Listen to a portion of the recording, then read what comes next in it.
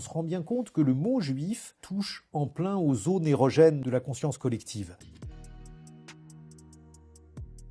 Il y a une forme d'excitation trouble. C'est pour ça qu'il faut parler de judéo-obsession, y compris, si vous voulez, dans ce que cela peut avoir de plus charnel, parce qu'il y a une forme de jubilation à évoquer la question juive. Il faut voir de quelle manière beaucoup de politiques de la France insoumise, mais pas uniquement, je crois que Dominique de Villepin n'est pas encore à la France insoumise, se sont emparés de la question israélo-palestinienne en racontant n'importe quoi, qu'on ne pouvait pas critiquer Israël, que Gaza était passé sous silence, alors que je lance 4 journaux par jour, les 4 journaux débutaient par Gaza. Toute une série de contre-vérités flagrantes qui leur parlent au tréfonds de leur être. Dominique de Villepin est un homme politique admirable qui a mené une politique de droite, c'est son droit le plus absolu, et cet homme a réussi à redevenir populaire au point d'être adoubé par un grand nombre d'hommes de gauche, uniquement en critiquant violemment Israël, en disant des choses encore une fois fausses. Je ne sais pas qui en France est empêché de critiquer Israël. Moi-même, comme de nombreux juifs, j'ai toujours eu les critiques les plus vives et les plus radicales contre Benjamin Netanyahou. Et donc cet homme, aujourd'hui, est devenu un présidentiable parce qu'il a réussi à construire un discours hostile à Israël. Voilà exactement où nous en sommes. Je n'ai jamais caché que j'étais juif, mais cette identité m'a été renvoyée à la figure depuis le 7 octobre, ce qui est, je dois dire, sans précédent dans